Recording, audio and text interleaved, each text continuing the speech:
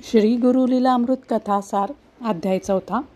या अध्यायामध्ये 4 कथा आहेत. त्यातील पहिली कथा आपण आजच्या व्हिडिओमध्ये पाहणार आहोत. कथा पहिली. पार्श्वभूमी.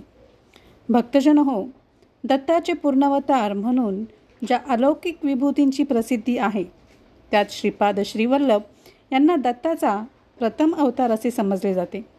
ते इसवी सन 1320 ते 1350 पर्यंत कार्य करत होते.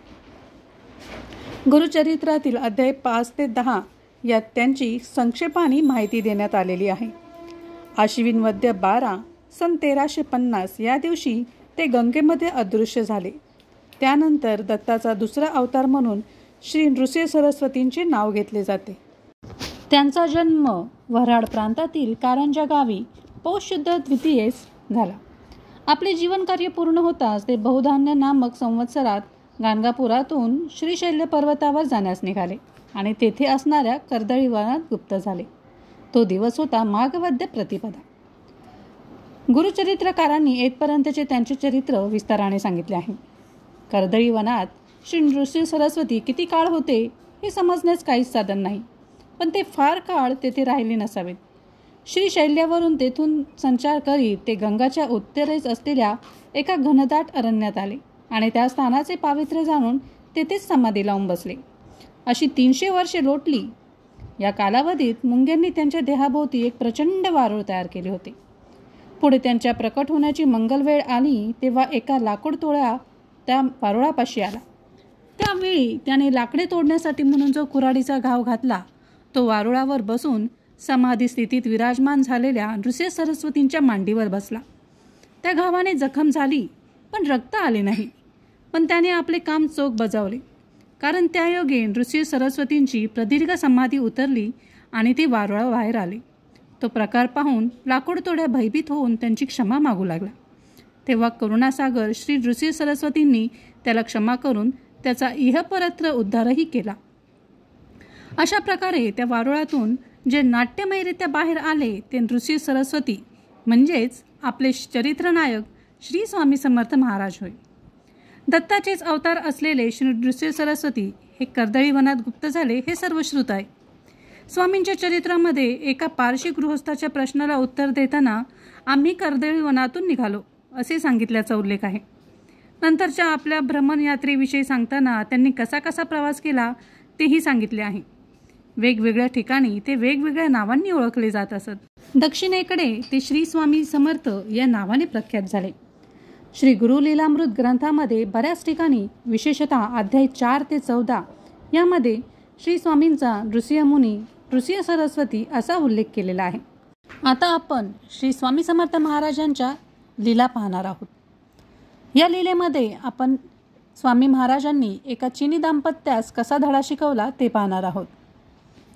श्री गुरुमुखातून भगवंतांच्या अवताराविषयीची माहिती ऐकून शिष्य धन्य झाला. तो म्हणाला, गुरुनाथा, भगवंताचे आणखी कोणकोणते अवतार झाले त्याविषयी सविस्तर सांगण्याची कृपा करा. तेव्हा गुरुदेव म्हणाले, सर्वप्रथम मी तुला यतिवर्य श्री स्वामी समर्थांचा वृत्तांत सांगतो, ऐक. हिमालय ही योग्यांची तपोभूमी आहे. वेदकालापासून सर्वांना सुपरिचित आहे.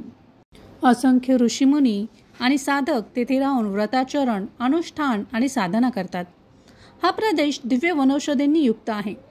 श्री स्वामी समर्थांचे तेथे काही काळ वास्तव्य होते.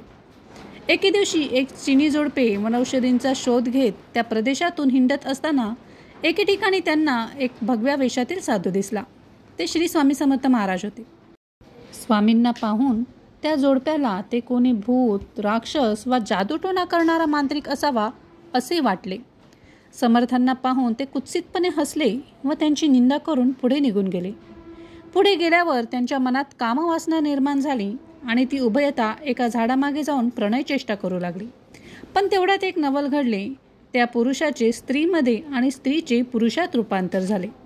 आपल्या देहामध्ये घडून झालेला हा बदल पाहून ती उभयता लज्जा व भीतीने थरथरा कापू लागली. हा काय चमत्कार आहे हेच त्यांना कळेना. त्यावेळी त्यांचा आक्रोश पाहून स्वामी महाराज खदाखदा हसू लागले.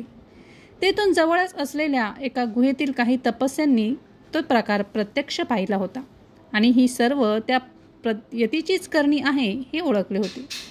त्यानंतर आपण ज्यांची निंदा केली त्या साधूचाच हा प्रताप आहे हे लक्षात येताच ती दोघे यतिवर्यांना शरण गेली.